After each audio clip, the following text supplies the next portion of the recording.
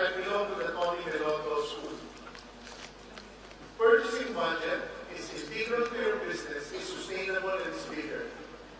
CSR is small and it's not sustainable, but if you integrate CSR into your business by reaching out to local suppliers and training them so that they can meet your quality standards, giving them the technological know-how and the market, then we have a chance at not just becoming a consumption-driven economy, but really led by manufacturing and other areas such as agriculture. I believe this is an important initiative. PCCI at one point had the Matrix program, but we believe that we need to go beyond talk to walk.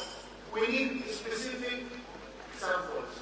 We don't have to spread it across the country. We need models that work so that people can be inspired that it actually works. Not that I'm promoting Jollibee, but I believe they're one of the programs that are quite successful. Toyota also has a very important, very good model in this area.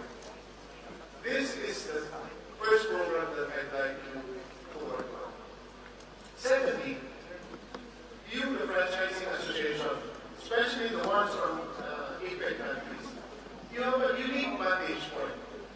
A vantage point where you see the world, where you see what works and what doesn't work, where you see changing pace across the globe, across the region, and in the country. And when you look at Asia, it's consumers that will drive Asia. Why? Economies are about people. We have the right demography. The Philippines in particular, our average age is 22.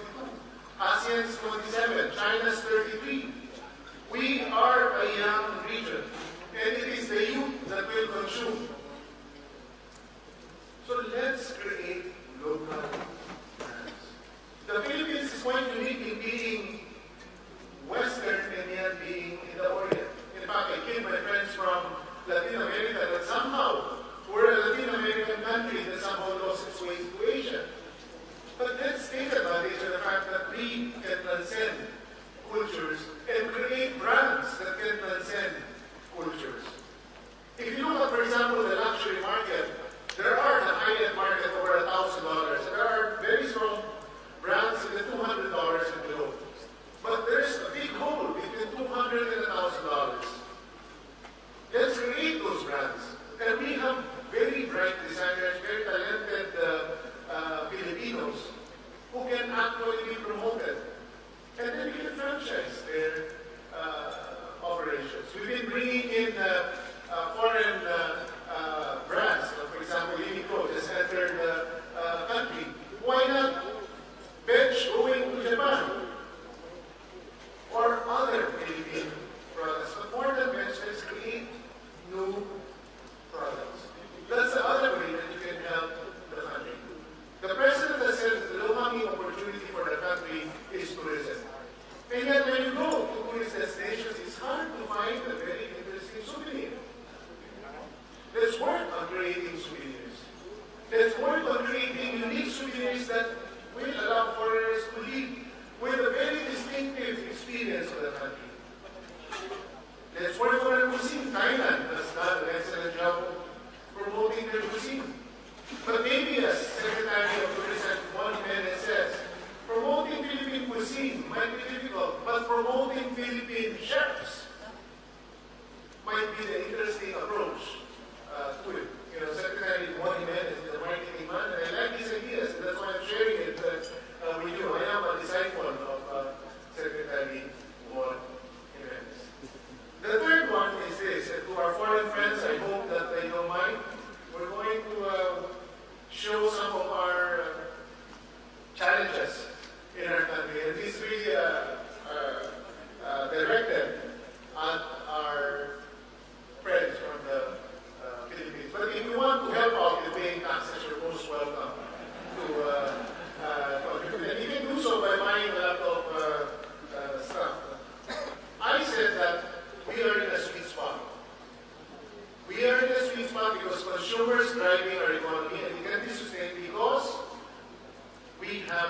current account structural surplus.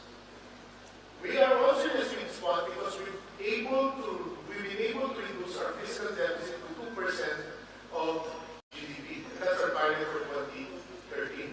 And we've been able to create space in our budget so that we can increase investment in infrastructure, and more importantly, in our people. For example, since President Aquino took over, we've increased the Department of Education budget by around 50%, health by 77%, Department of Social Welfare by over 260 or 270%. And again, without new taxes, that's really just improving efficiency.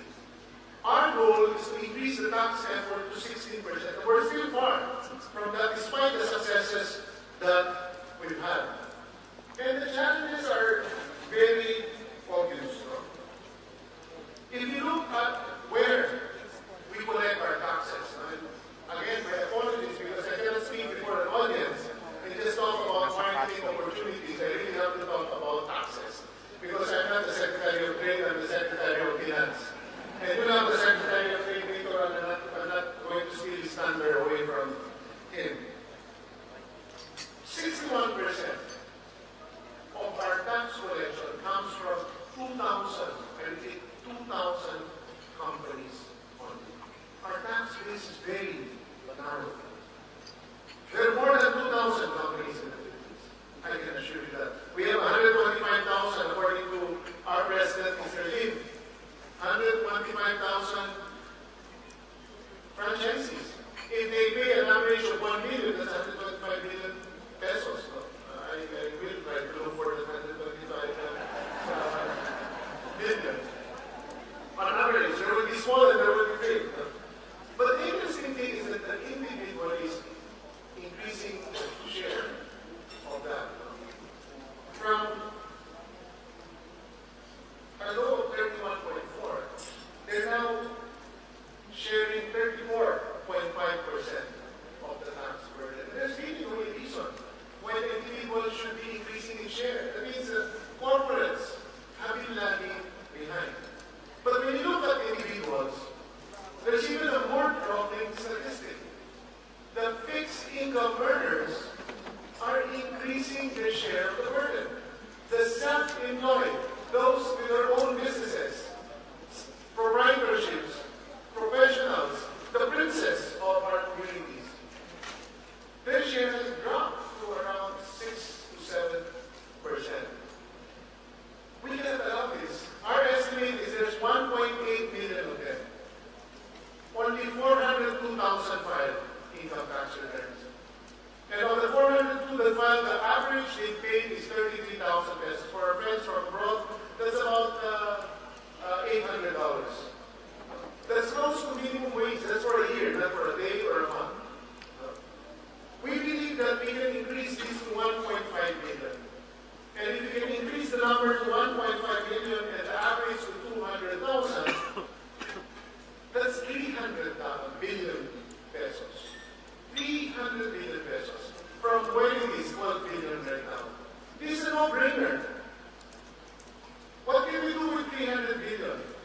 For one, the economy will grow beyond 7.8% because we will be investing in more infrastructure, we will be investing in more skills for our people, they will be more competitive, they'll produce more, they'll consume more, you'll have more sales, you'll have more taxes to pay.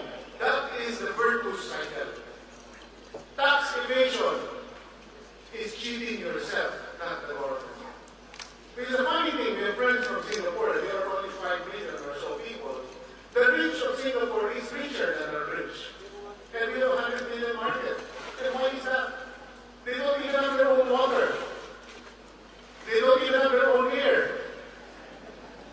And yet they're richer than us. Sorry, but Singapore is a model for me. Why? They follow laws. They pay taxes. Because government is a major recycler of